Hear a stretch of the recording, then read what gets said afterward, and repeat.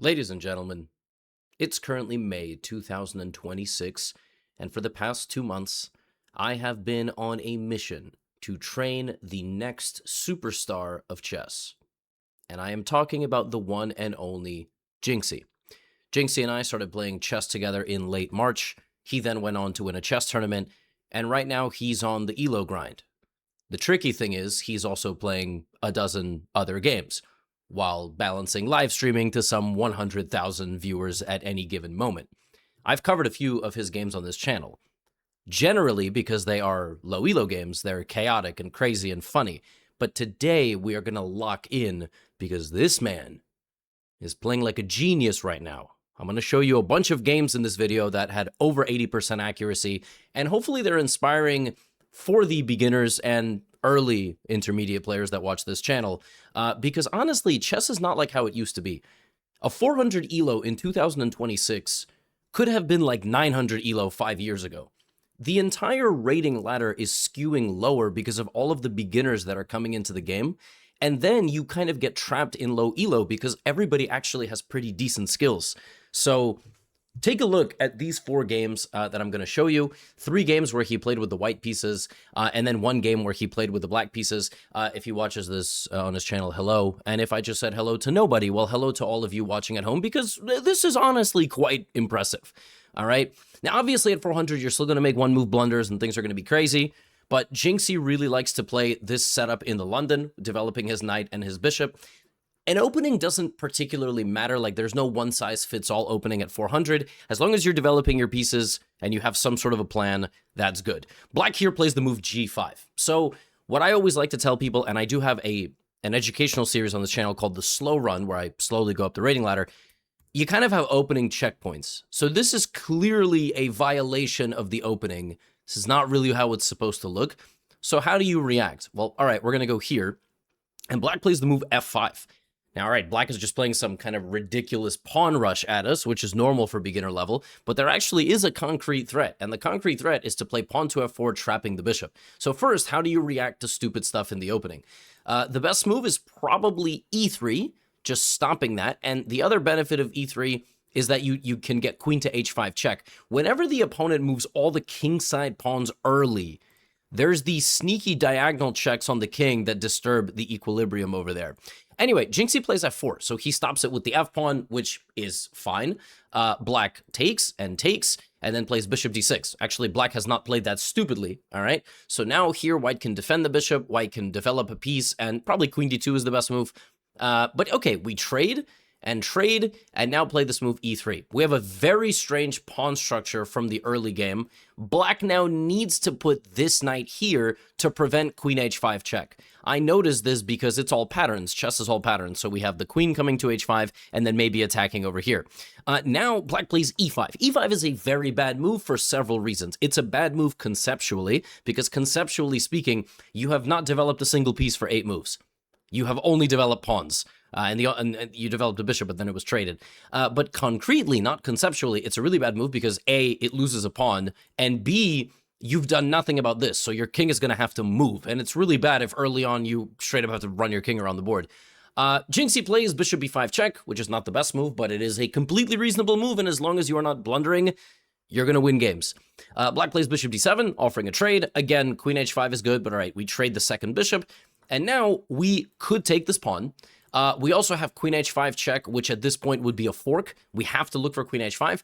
But if you're kind of used to playing on certain patterns, his pattern that he's used to here is moving the queen up and castling. Queen h5 check is a new thing. You have to see this several times before you get it. Fine. He goes queen d3. I don't hate this move, but there was a better move. And now black plays this move e4, which is fine, attacking the queen. And he plays queen b5, getting out of danger, targeting both of these pawns. Black plays knight f6, defending, and white long castles. Now, this pawn is free. It can be taken. It could have been taken on the last move, but it can also be taken on this move. And that is exactly what he does. Now, so far, white is playing like a 6-700 probably. All right, black is playing Steve from Canada. You know, what are we talking about? 600. Black plays a6, and now Jynxzi has a little bit of a problem to solve. His queen is hanging, and it needs to continue to guard the knight. You can retreat, but if you retreat, you could be attacked by the enemy pieces. You got to be a little careful. So what does he do? He takes on f6 first. that shows a decent understanding of piece coordination on both sides of the board. Now, if black takes with the queen stops guarding the knight, and that's very nice. In this game, black took with the rook. Now, the queen could take this pawn, but it is a little bit dangerous to take pawns on the side where you have castled. That's conceptual. If there's a concrete thing, we'll look for it. Jynxzi gives a check. The rook comes back to block, and now I would take this pawn because it's in the middle. Taking this pawn is a little bit more dangerous. But rook f1 is fine. It's not a blunder. It's not a blunder. It activates the rook and threatens to take a pawn. I also would try to get my knight into the game. Black plays rook b8. That doesn't stop the idea at all. Black saw that pawn was hanging, but he misses this pawn is hanging. White is now up 2 pawns, and white is threatening queen takes because we are pinning the queen, right, rook, and king. So far, Jynxzi is playing fantastic. Completely fantastic chess. Going to 400. Queen f8. Now, if you want something very simple here, if you want to play simple chess, you trade the queen and the rook for the queen and the rook, and you have a 2-pawn up endgame. Endgames are both simple and complicated. They're simple in the sense that you can't really blunder a lot of pieces. You don't have a lot of pieces left. They're complicated because you can be up on like 2 pawns, but you still don't know how to win. You could also take and try to take. I really need these pieces in the game, though. You can't forget about pieces. So rook takes, he trades everything, and he plays knight h3. Excellent move. And knight g5 is coming, which is a triple attack. And rook here, knight h3, top move of the computer for sure. Man's playing like a 2000. King g8, weird move. I don't understand it. I guess black saw this. It didn't really stop the move. Now this move, activating the rook in 2 seconds on the open file, fantastic chess understanding. Like, yes, you can go in with the knight, but in the endgame, if the rook gets to the opposing second rank, it could be a real problem. It could start taking everything. So he's doing that, and black just offers a trade. Now, again, if you just simply do the math here, white has 7 pawns and black has 5. So the way that white wins this endgame, particularly when a weaker piece like a knight or a bishop is on the board, you just slowly bring everybody forward. You bring the king. You bring every pawn forward. You make sure the enemy piece can't take some of your pawns. So we play g4, not a mistake, but conceptually, you want to play where you have more stuff. You do kind of have more stuff here, but that's also where a lot of the defense is. So something like c4, b4, a4, this breakthrough of 4 will ultimately promote into 1. But g4 is not a blunder. Now we need to bring our king. He offers another pawn trade. Black just takes everything because that's what black is doing and plays the move d5. Now this pawn doesn't have to be pushed. It is simply a permanent threat to the position. So now b3 is fantastic. And what Jynxzi does here is completely brilliant. He realizes he can move his king. But not just move his king.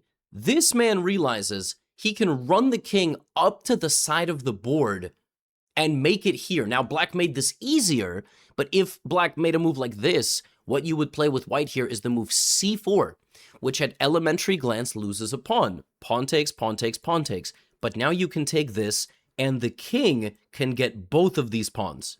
You just have to be careful, because if you go here and here, you will lose. Don't allow a pawn to walk through your position.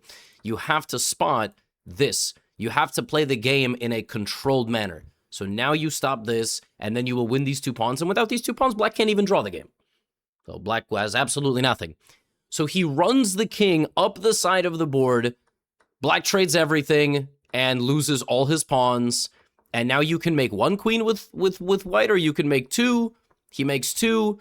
Cleanest way to win this game. Get a ladder mate going. You coordinate your queen. I mean, this queen controls everything. I wouldn't even move it anymore. I would just go queen f6 and deliver a mate. But it doesn't really matter because, you have mate here. He has mate like this. He has a small blind spot with putting pieces directly next to a king.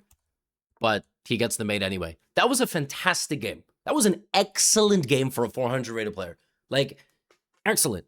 Developed all the pieces early. Didn't punish the opening mistakes as brutally as we should. But we won a pawn, we won a second pawn, we simplified the game down, we've made no blunders. 0.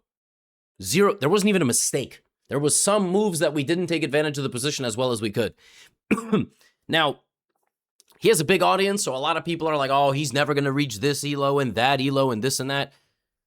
I mean, playing like this, anything is possible. So here we have a totally different game. Black is playing, his opponent is random Brazilian. Jynxzi plays queen f3. Fine. Clearly, he's trying to long castle as much as he can. Black here plays a great move as far as I'm concerned. Very, very cool understanding. e5. I mean, this is really, really excellent stuff.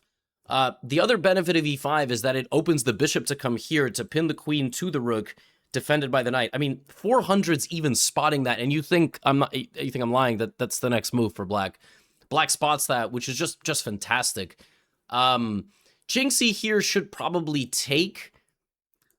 You should take because you open the rook and all this attacking this.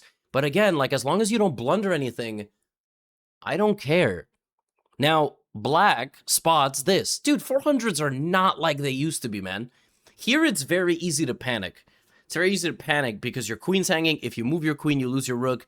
But you realize the knight is guarding the bishop, which is pinned to the queen. So this is kind of a phantom defense. And if I take the knight and you take my queen and I take your queen and you take my rook, then I might get out. That's what happens. He takes the knight, black takes the queen, he takes, and black takes the wrong piece.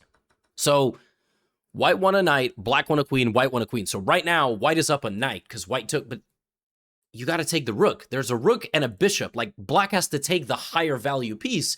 And if black went here and white took this, then black would take the bishop. So the best move here is to sacrifice the bishop first. That's the best move. And then after this, then you take. And still, black is better. Black is better because black wants some material. And very good. But then black went here. I just lost the bishop. And now black is just down a piece. So black played the right move and then totally exploded, because that's the way it works at low elo.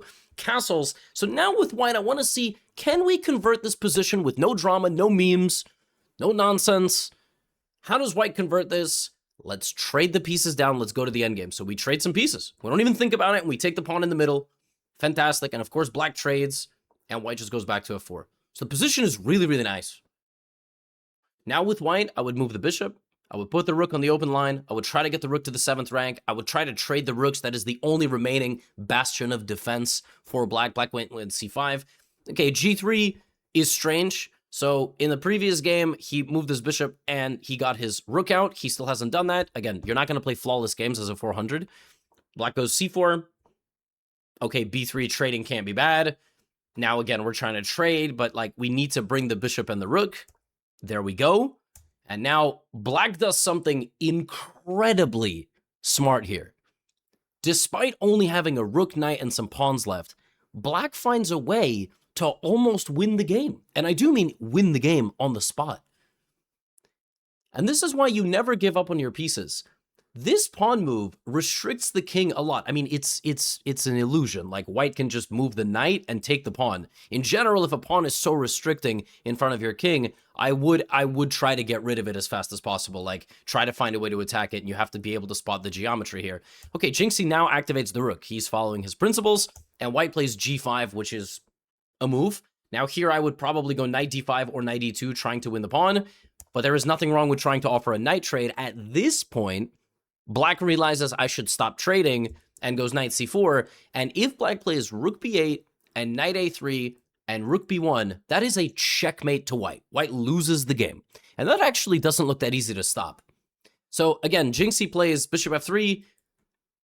This is kind of a nothing move. Like, it doesn't do anything good or bad. I get it, because you feel very stuck here, but you have to remember you're winning. When you have a material advantage, you have to play like you have a material advantage, because before you know it, you're going to be in a massive danger. In fact, if white plays a move like h4, after knight a3, white is just lost, basically. Like, white has to find a miracle defense here. The defense would include sacrificing the knight. It's the only move. And then after rook b4, you have to clear out with the rook to give a check. And then after that, you have to run the king to d1. This is the only way to survive, which is incredible. Jynxzi goes bishop d5, knight a3, and now is getting mated. So he's getting mated. The comeback is upon us. You're about to throw away this great game that you just played to hit your peak elo. But he locks in, spots what the opponent is looking for, and we have to give credit to a 400 rated player for even coming up with this. Like, guys, this is serious stuff, really. Bishop back to b3 is the move, and he stops it. He stops the attack, which is amazing. Like, I mean, like, what more do you want? You know, I mean, you're 400. The guy like launches a crazy counterplay, and you spot the backwards defensive bishop move. And now you can stop the drama. So how do you stop the drama? You activate the knight. You put the rook on the 7th rank, and this bishop is not only a defensive piece, it's also an offensive piece. If I'm playing with black here, I want to get rid of this bishop. I'm going to play a5 and a4. That's all I have. I'm not going to play h5. H5's weird. Now he goes knight e5. Now rook to the 7th rank.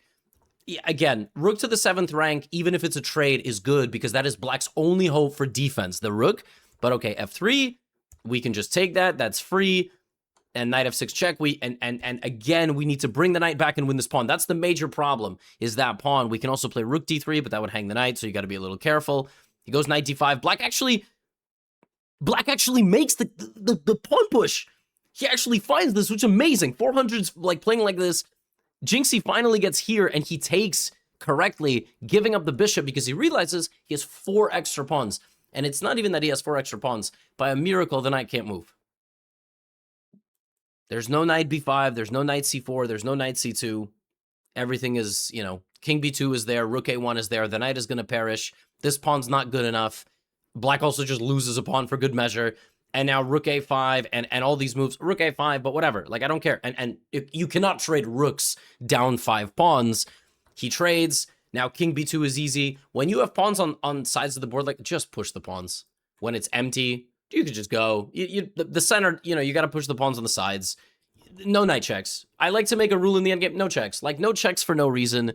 No checks. Yeah, see, now we're wasting. And now we find the move. And now we win the game. No drama, no memes. That's actually mate in 1, which is kind of crazy. But if your technique is just to get 2 queens, that's fine. Now you put the queens on like, you know, every other row, and then you do the shuffle. No checks, you know, no checks until you have the setup. But fine, this should be clean. And there it is. There's the ladder. Like, that's how we convert the position. I mean, both of these games were excellent games for 400 level players. In the beginning, black actually found the idea to coordinate the knight and the bishop and the queen and the rook on the same diagonal. And the way you learn this with white, maybe you don't play queen f3. Like, maybe you need to keep the queen back here. Maybe you need to reserve the square for the knight. Alternatively, I mean, you have to chop in the center, because if you chop and then the opponent goes for this, it's different, because at least now you have hanging pieces. So they take your rook, but then you take the bishop, and, you know, you threaten this. And when the queen comes out, it needs to really, like, come out and cause some problems. But black messed up. Black messed up, took the wrong piece, and then actually almost launched a massive bit of counterplay. Here we have a very similar game. Now, all these games are super, super good for a beginner. Like, really good games. E3, bishop d6, very similar setup. This time, Jynxzi trades. All right. Instead of bringing, I think, yeah, last time he went queen f3. So now white can play queen f3 or queen this way. Let's see what he does. He plays queen d3. Black castles, long castle. Okay. When the pieces are on opposite sides like this, you need to attack with the pawns. You have to find a way to, you know, get the pawns moving to open up these lines. You also can put the knight in the center of the board. It's always good there. And black should do a pawn storm over here. And also, don't forget about your central pawn break. We just saw that in the last game. Black goes knight c6. With white, I need to develop a piece. Great. Black plays a6. Now with white, I need to develop a piece. Jynxzi realizes, well, I kind of block my bishop, which is why, by the way, the queen should be here, so the bishop could go there in the future. And now black makes a break. Okay, so that break, that transformation of the position is wrong. It's wrong because, again, if you take the pawn, now your queen and your knight are under attack. But if you take 1, 2, 3, you have 3 things targeting the pawn on d5. And after knight takes, you simply win a pawn. And if black goes down this route of trading everything, you just have an extra pawn. When you move your rook back somewhere, like here, move your bishop, take control of the file, and you play this position. This is not a free pawn, because actually the bishop will just get trapped. In general, when a bishop makes this long venture down to a side of the board, you got to make sure that you don't get caught like like a fly trap or something. In the game, after pawn takes e5, black completely malfunctions. And this happens in the opening sometimes. Like, sometimes, you know, a player, like in the previous game, a player doesn't even make it past move 10. Like, this is move 7, and then black was doing fantastic, but completely just forgot that the rook was there. So move 9. So at the 500 level, people will be malfunctioning before the 10th move. Here, black plays bishop f5, which attacks the queen, but this is not even protected. It's just a free bishop. And also, you can take their queen, and if they take your queen, you take a bishop. So this move didn't make sense for several reasons.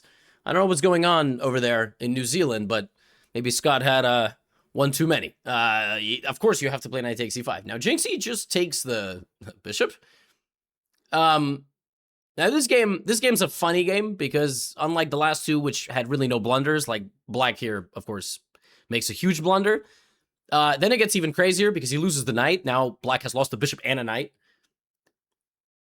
And then this next sequence of moves is what I like to call the variance and regression of being whatever rating that you are. When you are a 400 level player, you play moves like queen takes e3.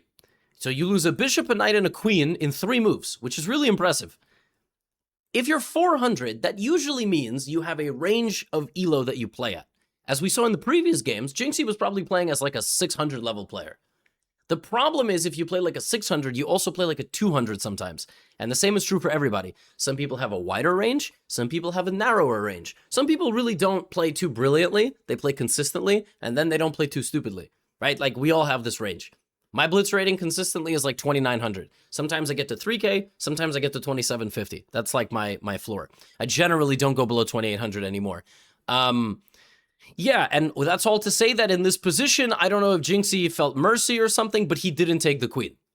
And these close quarter moves are just a blind spot for him. I don't really know why, but this one wasn't. He goes knight d2 here, which is bad, but like he's still completely winning.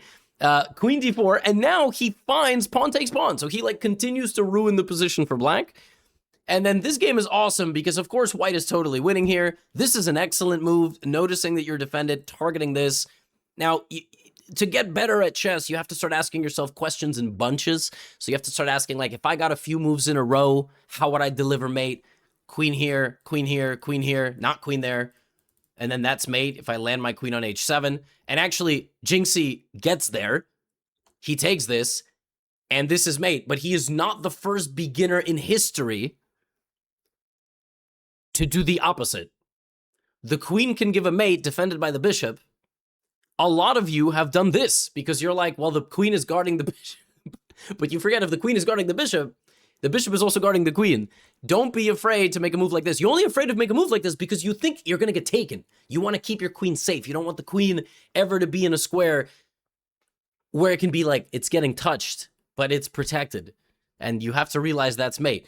Now the king goes for a run, but I really like this game because the humiliating king journey that Jynxzi makes his opponent do here is really awesome. So he gives him another check. Now the king goes to the middle. You can continue to attack with the queen, but you can also get your rooks involved. He attacks with the queen. The rook blocks. Now you can move the queen, but you don't forget about this. Don't forget about this. The king is in the middle, and you have pieces in your possession that attack like that. Fine, he moves the queen. I get it. The queen was hanging. Now black plays b5, and now Jynxzi spots this, and now the king has to actually move away from the rook. It doesn't have to. It can be blocked. But again, this is beginner's chess. So queen here, here, and this looks like a mate. It looks like mate, but it's protected. Don't do that. So he comes here. Very well spotted. Very, very well spotted here. 45 seconds on that move. Defended. Excellent move. The king goes to c5. And now this knight can come attack the king. And he spots that. Very nice. And he's winning the queen. But it's actually even worse than that. Maybe he didn't spot that he can win this, but he spots that the king stops guarding the knight and the pawns have advanced too far, so he notices this move. And on king to b4, my guy, there is no satisfying feeling greater in chess. Maybe en passant checkmate, but checkmating somebody with a pawn. Pawn a3, mate. It's mate because you attack the king and the pawn is protected, so king can't take. King can't go to any empty square because it's covered by the knights and the queen. And it can't take the knight because they're both guarded by pawns. So you just have a completely impenetrable wall here of knights and pawns. And the queen is doing the rest, and white does have 15 points of material. Now, of course, there was a mate in one. And like, to get from 400 to 800, You got to spot the mate in 1.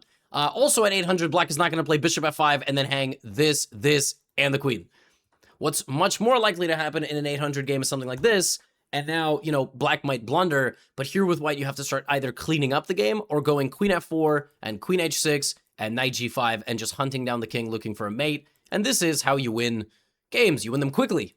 You don't let the opponent stick around, because the longer they stick around, the more chance they have of making a comeback. Like you saw this game, where Jynxzi was winning for a while in this game, and yet the opponent still managed to threaten mate in 1. I mean, the opponent should not be getting to a situation where you still have a checkmate on the board. Now, the last game of the video is a game with black. Jynxzi is really, really strong with white, and with black, a little more shaky, which is kind of normal. But anyway, I think what ends up happening to him with black, especially against people that bring the queen out really fast, is he just makes mistakes, and that's what happens. So in this game, he did his usual Carl Khan. He did this, which was great. I've had this position a million times myself with the black pieces, the 2 knights Carl Khan. He took, then he played bishop to f5 attacking the knight. The knight went here, and you can move the bishop, but he protected his bishop, which is fine. And white immediately makes a mistake. So white plays bishop d3. Bishop d3 is just a really bad move. Because black has 2 things pointed at that square. This one's a little harder to spot, but even if you don't spot this one, you cannot double and isolate your pawns in the center. You just can't do that. You have to put pawns in the center and develop your bishop more actively. And also, about 7 or 8 times out of 10 in the very beginning of the game, a knight for a bishop trade, it's just good. Just take the bishop. Keep your bishop on the board. But anyway, this is what happens. Jynxzi doesn't notice he can take the pawn, but what's amazing is he notices he can take this pawn, not this pawn, but this pawn. So white is now blundering 2 pawns at the same time. We take this one, and it was quite clear why he did this. The opponent did this to open up the b file. So rook b1 is played. And now Jynxzi moves the bishop, so clearly this is there. For whatever reason, white goes queen b3, maybe to guard this and attack this. Now, Jynxzi could have spotted this. That was totally noticeable. You can push the pawn to protect it. You can also get in the way. This is the high-level move. But okay, he castles, and then white takes. And now here with black, you're like, oh my god, I'm going to lose my rook. I'm such an idiot. Why did I do that? I'm so stupid. No, not necessarily. You can move the knight, and you will lose this pawn, but at least you won't be losing a rook. Queen c6. And now I really love this next sequence of moves. The best move here for black is to activate a piece and create a threat. There's nothing wrong with the move rook c8. Get the rook from the corner, attack the queen, target the bishop at the bottom. Now, the only move here for white, actually, is queen to d6. And the reason is, anywhere else the queen moves, like a6 or a4, gets... Like, how do you find the best next move here for black? It's a mix of finding forcing moves. So you have to have the vision to spot a forcing move, but then on top of that, you have to realize why it's good. Like a forcing move here could be this move attacking the queen, because the queen can't take the bishop, right? But it's the fact that white did not develop properly. White's king is in the center, and this move opens up an attack on the pawn. And if you win that pawn, the white king is forever stuck in the middle of the board. So for example, queen a7, knight d3, anywhere the king moves now, there's going to be problems. The king will go here. You can't take this. Can't do that. But the king will now not leave the center. And since the king won't leave the center, you have a -5 advantage. Even if you trade everything, the king is wide open. Bring the queen, bring the rook, bring the knight, and just hunt the king down, because the king has no protection. The king's supposed to be there, safe. But that is why the move knight c5 is so strong. Now, what happens here is actually white plays queen d6. And Jynxzi finds the backwards retreating move, bishop c7 attacking the queen. And now the queen goes to the wrong square, queen b4. I see a queen, I see a rook, and my man plays rook b8. And there is no way for the queen to protect the rook. You're going to lose the rook here. There's nothing you can do. The queen could only go to e4 or to e1 to defend that rook, maybe. But you have neither of those moves, and you can't block the attack, and you can't take the rook, because it's protected by a knight and a bishop. So white has to go here. Jynxzi takes. I think white doesn't even castle. White plays king d1. So now white's king is in the middle and up a rook. So with black, what I'm going to do here, you know what I would do, honestly? I would just take the knight, which is kind of a ridiculous move. But like, if you just strip white of all pieces, white's never going to make a comeback here. The only thing you have to be careful about is maybe getting checkmated, but you're protected. Now, after king d1, Jynxzi moves the rook back because he's afraid to lose it, which I respect, but you don't have to do that. You can make some other moves. In fact, knight c5 probably just like wins on the spot because you then get your knight here and boom, boom, you start punishing. When you're up a rook, you shouldn't play so defensively. You gotta, you kind of gotta bully the opponent. Knight g5 is reasonable. I would just kick the knight out here. By the way, he plays my move. He strips the opponent of a piece, and now I would kick the knight out. Knight c5 can't be bad. Attacks the queen, attacks the pawn. We just talked about this. Now, don't hang your knight. That's the hard part. You want to go here, but knight d3 is better. He plays knight d3, which is fantastic. Bishop a3, attacks the rook. You know what's incredible about this position? You don't even have to move your rook. I see a queen and a rook in the same line. I have rook a8, and at the same time, I have rook b1, which just straight up wins the rook as well. But he goes knight b2 check. The opponent plays king c1. He plays queen c8 check. The opponent goes here. Now the rook and the king are on the same line. Any knight move is vicious, so he goes here, hitting the bishop. The opponent doesn't even, just hangs the bishop. And now you can do any move here. He takes this. Excellent play. That's a free knight. He misses it. You're not going to play perfectly. King is a little bit open. I mean, up a million pieces, you can just trade the rook here. You have really nasty moves as well. So the queen is guarding the rook. So you can play knight e3 check. And this is a discovered attack on the king. And the queen no longer guards the rook. And actually, you don't even take the rook. You play queen c2. Like, chess is really brutal when you have a massive advantage, but you got to keep it simple. He trades here, king is here, bring the queen, bring the rook. You need to be a little bit more surgical than the technique shown in the game right now. Like this, you could even do ladder mate. You could do ladder mate, rook check, queen check, and now just walk of shame the king, rook d5, queen guards the rook. He's a little bit hesitant to play moves like that, and he straight up hangs his queen in one move because he panics. He panics here. He can't be playing queen b3. When you have a queen and a rook and a king, you need to get up close and personal. Blunders happen with queen. Imagine white took the queen. And this is why I'm showing this game. That's why I'm showing this game, because he actually played an incredible game, and then you could just lose it all because, and you got to get up close and personal. When your pieces are defending each other like this, there we go. Now this is easy. Rook down, queen down, or here. You'll find it. I mean, rook a7 is mate. Rook a7, you got to see the pieces defending each other. We're getting there. We're getting there. Okay, that's actually not a check, which is a little dangerous. But the technique here with low time, 20 seconds, there's mate in one. He doesn't find mate in one. Okay, now he's got it. He has ladder, ladder, ladder, mate, and he spots it. But you see, black had a minute and 40 seconds and then got down to 15 seconds. And your endgame technique of a totally winning position, how to checkmate, it has to be automatic. You have to get really good at spotting the squares near a king and how two of your pieces defending the same square against the king, how that's just winning immediately.